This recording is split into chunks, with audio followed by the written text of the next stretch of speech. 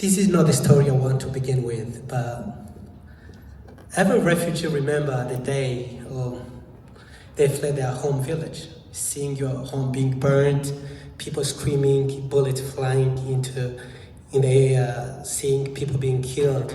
That's what happened to me in 1995.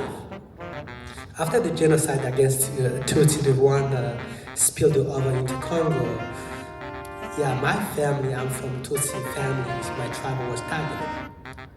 So we didn't pick anything up, we didn't plan anything, we even didn't just say goodbye to our neighbors. We left the village, I remember very well, it was around 3 p.m. and it was raining. And in the Congo, in the east part of Congo, it is due to the forest of Congo, it rains day and night. So it was raining and then we left the village. So that was the last time I saw my home village, till recently. But for those who meet me for the first time, my name is Dogon Mondiant. I was born in the Democratic Republic of Congo, one of the most beautiful places I've ever seen. If you see the country itself or the village, how green it is, you might think that the place was itself been painted by God. It's a beautiful place. So, but I didn't get a chance to live in that beauty for that, because when I was 3 years old, that's when I left the village. And then through hardship and everything, trying to find a way to get out of the country, Congo, to go to Rwanda.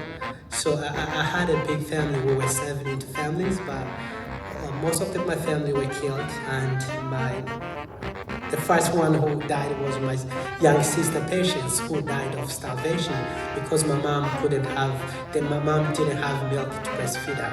It was 1995, and then we finally got in refugee camp. And in refugee camp in Rwanda, we thought it was a safe place protected by the UN. But the massacre came in. So we were attacked twice. The people who did genocide in Rwanda, they crossed the border again. They attacked the refugee camp. They killed in 1996 and 1997. And a lot of people in my family died into that massacre. But I thank God that I'm still standing, giving this testimony and also witnessing the power of hope and also the legacy of doing great things.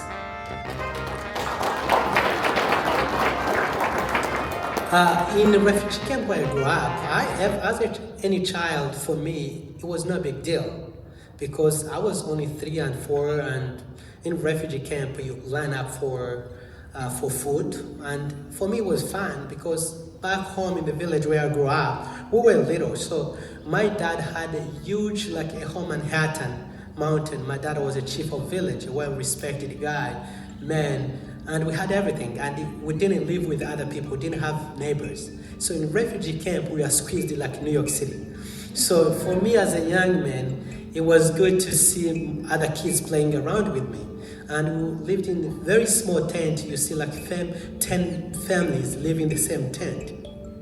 So as a kid, it was fun. It was fun to see lining up on the food and everything. And I said, okay, but when I grew up, I realized, I think the things might be very tougher to the people, at least like old people, adults, because they face a real challenging. They do not have hope for tomorrow. You're not sure if you're surviving next day. But at the beginning, when you're young in refugee camp, it's fun. It's fun like playing soccer or playing basketball, because for you see food and you eat. If you do not have food, maybe one of your parents or your siblings, they lie to you, hey, we'll get food maybe tomorrow, and you still have that hope. So when I started my education, I didn't have classroom. The first time I got into classroom was when I was in 9th grade. In refugee camp, I was studying under trees, and we prayed for the rain not to wash what we were writing on our knees. We say, because when it rained, we went back home. It was in refugee camp, and then, so life was that till when I got in 9th grade. So refugees in Rwanda, they are eligible to study till 9th grade. And once you finish 9th grade, if you do not get a sponsor to help you to finish high school, you stay there in refugee camp. So I finished my 9th grade, and I didn't have anything to do. I didn't know what to do. I So if in Rwanda, the education system in Rwanda is very different from here. So you do national examination on 9th grade. When I say national examination, it means you sit for national examination, global kind of national examination. If you pass really well, so the Ministry of Education, they send you to a boarding school in anywhere based on, because you have to apply, ask which school do you want to go to. So I was given one of the best schools in the country, called École Officielle, but I was not able to go there because I didn't have school fees. And then I started doing writing. I was one of the best poets in refugee camp.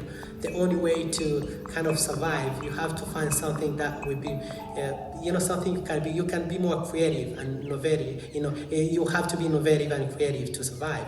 So every World Refugee Day, I had to write poems so that I can get pen or pencils from the UN. So I started after I finished 9th grade. I didn't have a scholarship. I said, let me start writing. So I moved from refugee camp to another camp to collect stories of war, rape, and hope. And I posted those stories anonymously in refugee camps. So in refugee camp, we got centers. So I put those stories there. And the reason why I put those stories is because I want to kind of people, because we got wound that nobody, even the UN officers, wouldn't see. We got trauma, we got a lot of, like refugee camp I grew up in Gihembe, so we were survivors of these massacres, and few of them survived.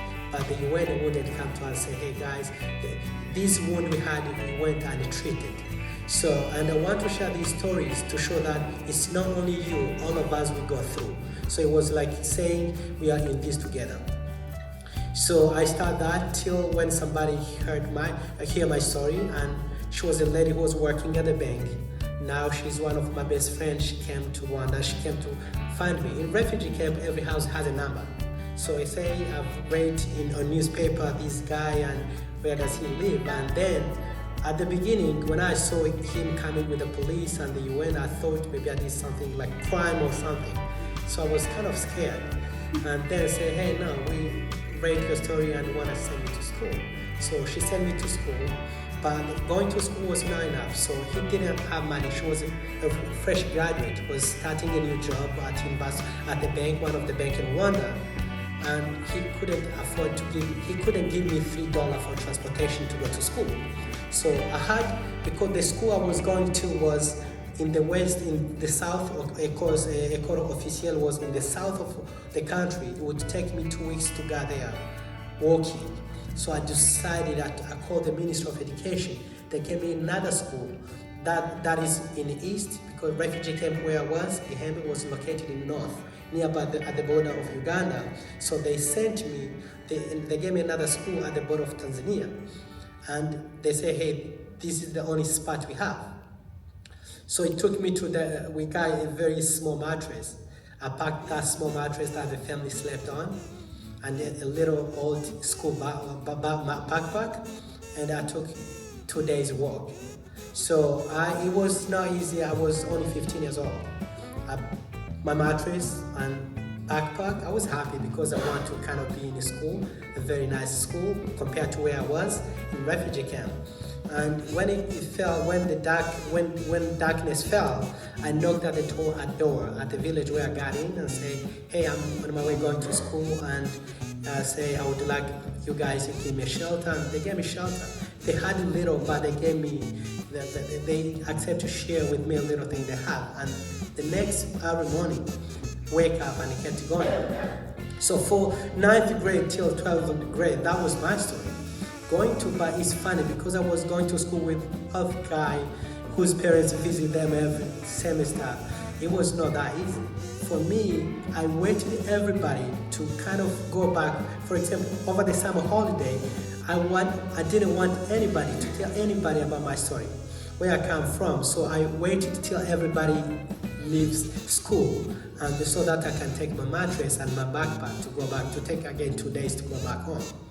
And the school was better. The school where I was staying, it was better because at least I got to eat twice, 2 times a day. And in refugee camp, it was 1 meal in 3 days. So that was my journey in high school. And although I was going through all that journey, it was not that easy. It was not that easy, but it didn't prevent me from doing real well. All the time I was the top of the class. And when I got, for the first year, after I finished 10th year, the lady called me and said, "Hey Dogon, I'm not going to be able to support you because I lost my job." The lady who was supporting me to go to high school. And I was all the time, I got the grades that nobody at the high school have ever got. So, and the school principal said, "Hey Dogon," and it was the soccer captain of my school in high school, say, "Hey, you will play for school and you're not gonna pay school fees." I said, "Okay, that's easy." I was enjoying playing soccer, and I was the captain, and a few of the players did really well. So it was exceptional to see like somebody who is doing really well, who is always the top of the class and playing soccer. But they didn't know why. They didn't know the reason it was behind. It was because of my story. And I knew that education was the only thing that would take me out of the camp. And I finished high school, and in Rwanda, before you finish high school, you have to sit for another national examination so that you can be classified. The government of Rwanda can see if you're going to pursue to go to university. So I was number one. I was the top in east of Rwanda. I was the number one. I was so excited. My family, the community I lived in, seeing a young man from refugee camp going to the best university of Rwanda. That was exciting. So I played soccer happily. I went to look for firewood. I was happy because I knew I was going to go to college. So I took transport. It was in 2012. I went to University of Rwanda. I got there. Because I got a letter from Minister of Education that I was admitted at University of Rwanda. The security let me pass. I passed. I went to see the campus. I walked around, and it was a beautiful campus. And I applied. Well, you do not apply financial aid online. You go there in person. So you have to give ID and everything. And I didn't have national ID. I had refugee ID. After 3 days, they say, "Hey, the result came out." They say, "You're not going to get a scholarship because you're a refugee." So I am in Kigali, and it's 2 hours per bus to where I'm from, refugee camp. And I didn't have money. I couldn't call anybody to give me transportation to go back. So the class where I was studying from, that was my room. So I was waiting everybody to kind of leave the classroom and live there, while I was calling my family and community in camp to give me transportation fare to go back in refugee camp because I missed the opportunity of scholarship. It was very disappointing. In my mind, I was ready to start college, but it didn't work. So I got money after weeks sleeping in the classrooms. I went back home in refugee camp Gihembe. So when I was in refugee, when I got there, I was that time a highly educated person in my entire community of 25,000 people in one hill refugee camp. So that time we were more than 200,000, but the refugee camp were placed in different regions or different locations. So, and I saw a lot of young people, at least me, I got a chance to finish high school, but there were a lot of people who didn't have that chance to finish high school. So I said, what can I do? I built a school, and one of the board, that time I met a guy, he was from Princeton University here in America, and he was, I don't remember how we connected. His name is Yashir, he's here in the room. I was older than him, yes. I was older than him, and I was almost finishing my university. I was a senior at University of Rwanda. But before I got there, I got sponsored. Somebody who kind of before I got to college. In order to go to college, I built that school. So that school, it was called Hope School. Myself and I called people. I built a very tiny, small classrooms in refugee camp, and then so I took tour. Took tour for the school I built in refugee camp, and I was teaching political science. I was teaching French. I was teaching physics. I was a teacher of everything, And the reason why I want to occupy this community, I saw a lot of young girls who got unexpected pregnancy and say, what can I do? I think keeping them busy at school, quality school, I think we help them instead of staying in refugee camp. So somebody heard my story, the UN wrote my story about the school I built in refugee camp. We didn't have anything, but it was mighty school, like people who were like 300 students into tiny, like 1 square meters room. So somebody heard my story and sent me to school. So I finished high school, college, and that's when I met a she, and the she was an American guy who came to Rwanda for internship. And we got connected. He came to visit me in refugee camp. We shared a little food. I think that food I shared was not enough. I knew. Yeah, it was. But it was fun, and I toured him around the refugee camp. I showed him the school I built, and it was crazy. At that time I was skinny. I'm not like now where I'm muscles. I was a skinny guy, not because I was healthy, but because I was hungry. Yeah, and life was beautiful there. But because I was happy, I was almost finishing my undergrad, and in 2016 everything changed. So I was very confident because I was a refugee who graduated from the University of Rwanda, the best school in the country. I was very confident I would get a job, and I got a job. I was a teacher at one of the schools in Rwanda where I was teaching French. And after 2 weeks, I got fired because I didn't have proper documentation. They called proper documentation because I was a refugee. So I went back to refugee camp in 2016. And after 2 months after you graduate, I was figuring out what to do. I got a 5-minute conversation that changed my entire life. So I got connected from somebody from across the Atlantic Ocean.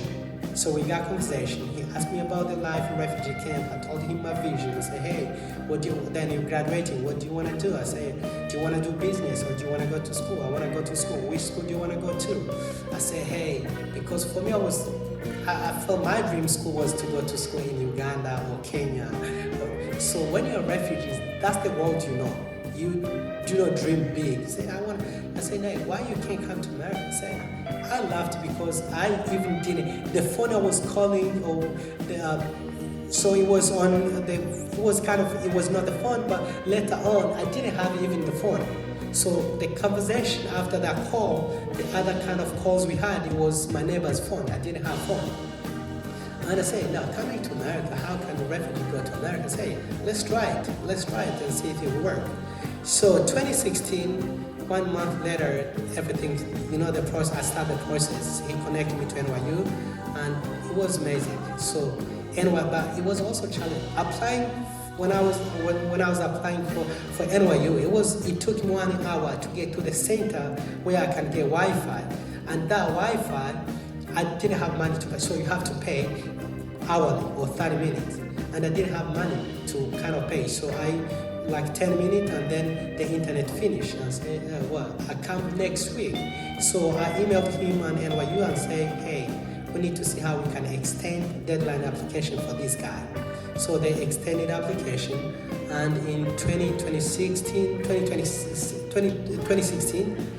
everything was moving properly, but I didn't have hope that somebody like me could come to America. So the same year, during the next year, 2017, August, before that August, the U.S. ambassador in Rwanda, the UN, I got admission letter from NYU and everything, say, who will sponsor you at the U.S. Embassy? I told them, I said, hey, Dogon, we give you a visa. So after that visa, that was my first day seeing the U.S. ambassador, the UN and Rwanda minister sitting with me on the same table, celebrating my kind of education journey, giving me my visa to come to America. Before, and which is something funny I always remember. So after they gave me the visa, telling them who will sponsor my education and everything, they say, hey, Dogon, we need to throw you a party. And I said, okay. So we went to a Marriott hotel in Kigali, and they drink water, and I was starving. I came in refugee camp, I was hungry. I was on high table, I had to kind of behave, but those people were sitting there. So I didn't even get transport to go back refugee. I don't know how I managed to be able to go back home, but that was also part of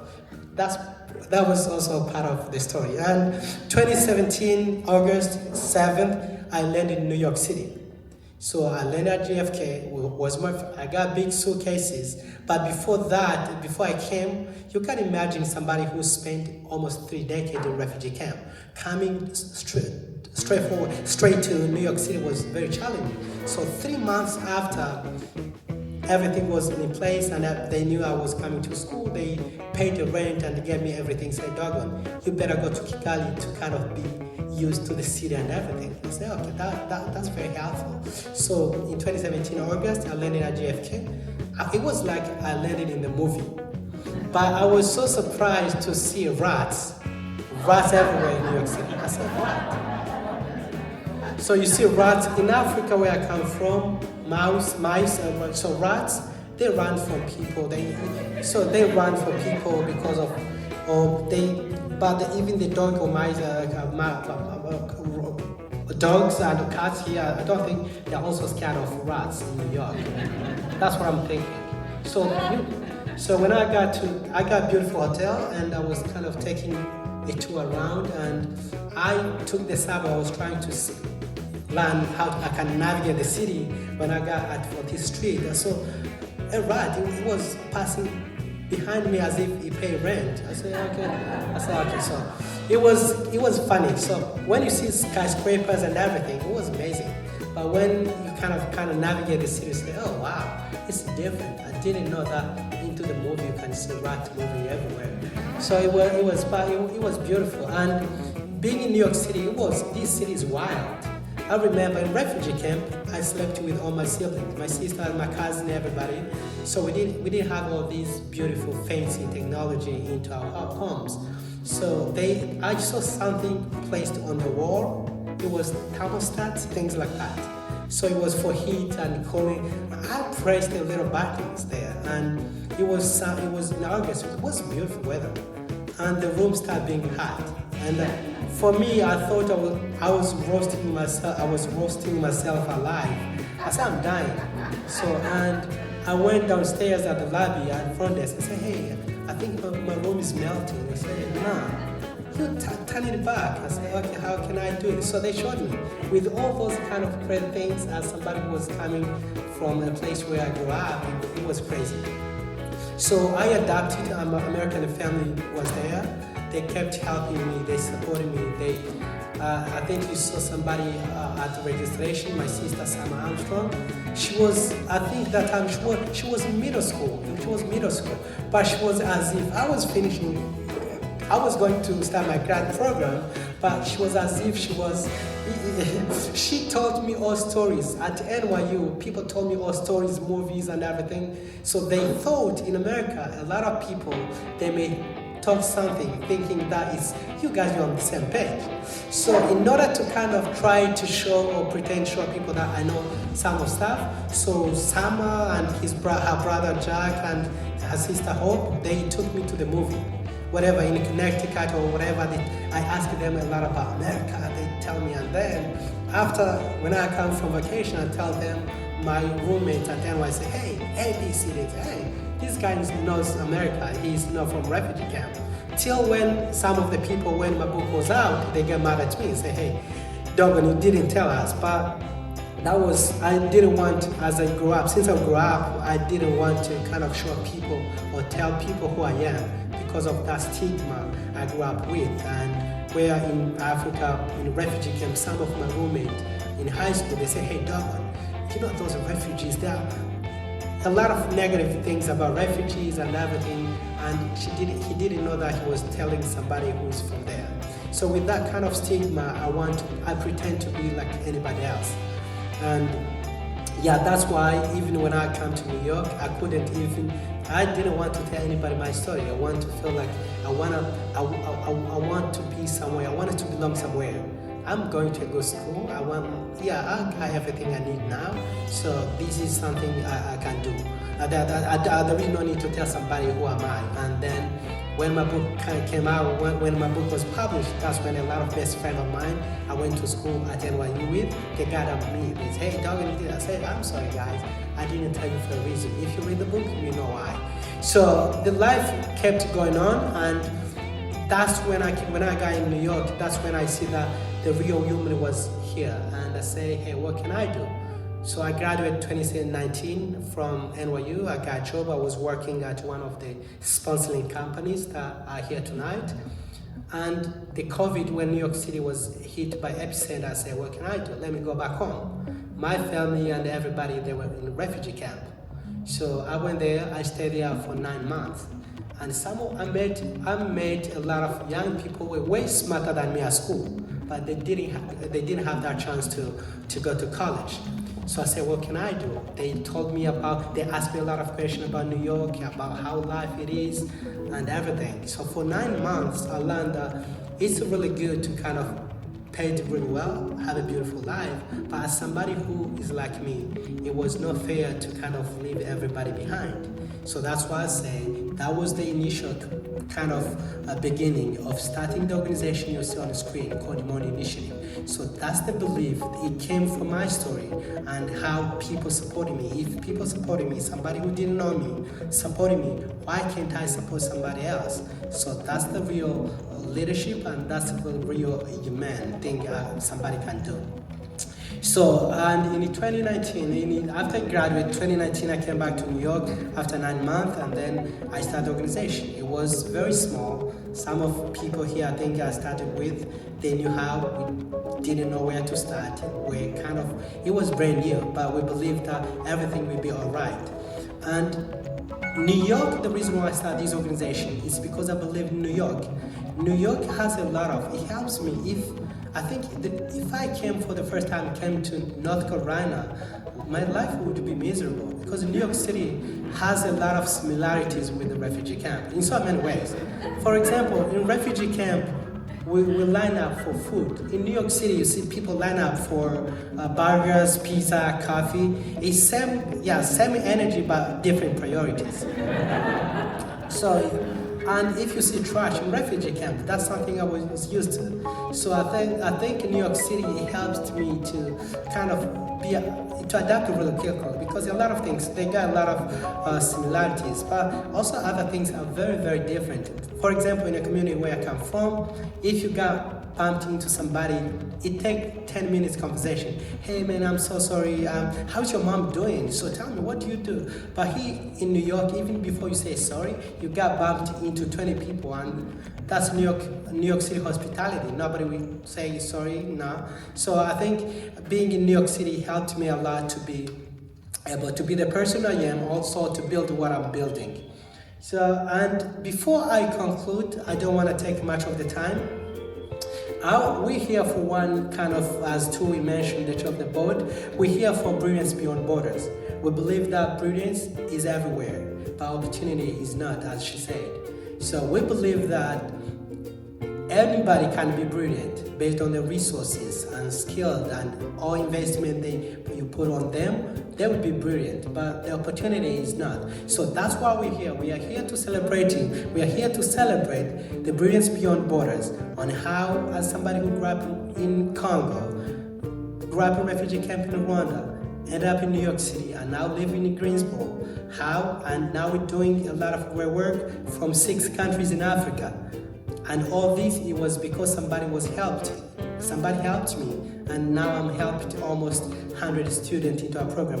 We now have 67 students into our program, and from 6 countries. That's a huge milestone in 3 or 4 years.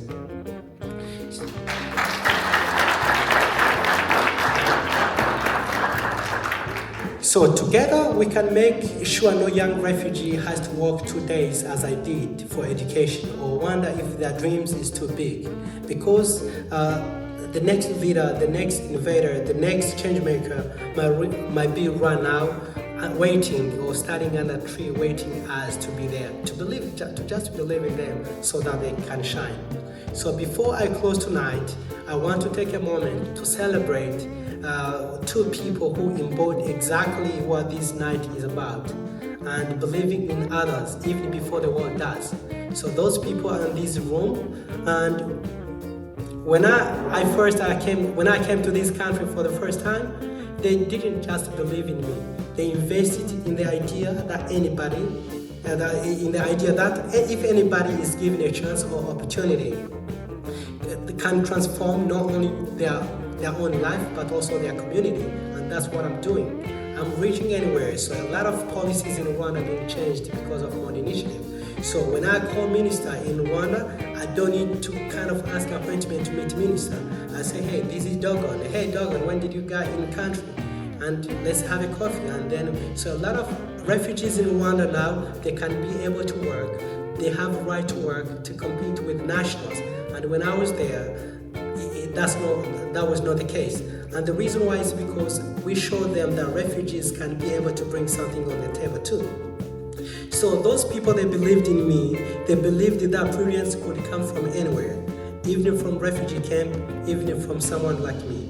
So their mentorship, their generosity, and their leadership have helped me turn my story into mission. And that mission has now reached thousands young refugees across Africa. So Tui and I, we are talking with a lot of kind of programs and organizations from all over Africa, from South Africa, from Kenya, from Tanzania, so that we can help them to run the program. So these people, they believe in those kind of beliefs, say, hey, you can do what you can because we believe in you. So tonight, it is my deep honor on behalf of Mondiant Initiative organization to present the Brilliance Beyond Borders Award to Timo and Nancy Armstrong.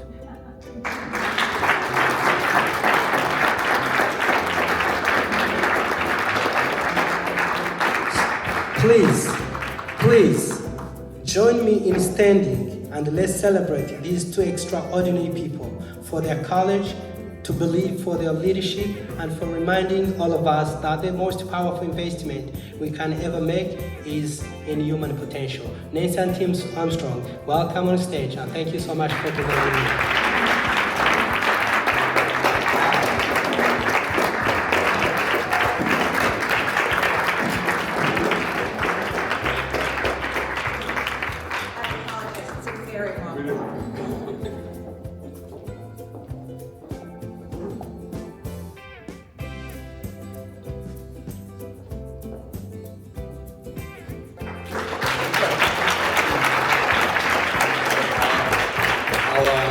I just want to tell one story about, Nancy, you go first.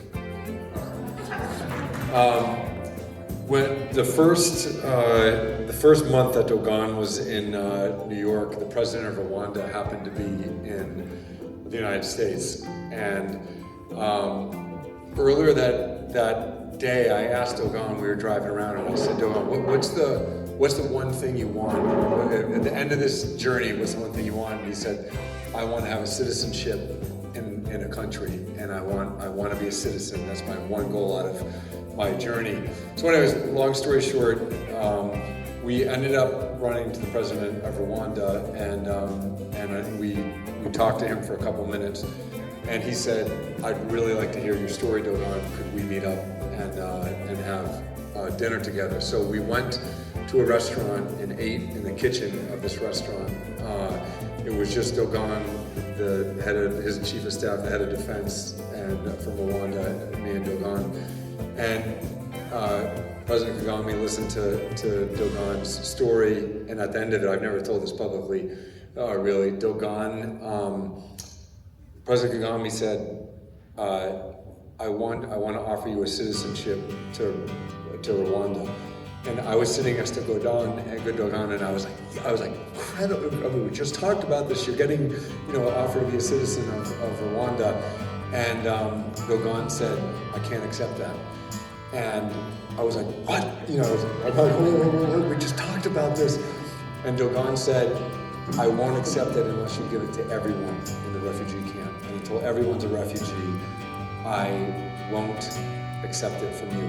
And I would say in my life, and I've seen a lot of different things in my life, it was the most incredible human leadership moment I've seen ever. And Dogon knows this, I've talked to him about it, but I think if Jen is here also to help Dogon write his book, and I think when you get to know his story, the fact that he turned down that offer from President Kagame was the most incredible thing I've ever seen from a human being. And I just want to say thank you. Dogon's brought so much to our lives, so it's nice to be able to give back to you, Dogon. And really so incredible what you've done. Well, I can't really top that story, but I'll just speak from a personal perspective. It has been our gift to ourselves to have Dogon in our lives. He's added so much to our family and taught our children so much and been our fourth child, and nothing makes me happier than when he celebrates me on Mother's Day as his American mother. But we're just incredibly proud that he's dedicated himself to this mission that's so important, and that, to think that we believed in Dogon and now he is believing in so many thousands of other people, so that one touch has touched so many lives and will touch so many lives to come. We just could not be more proud of you, Dogon, and we love you. Thank you.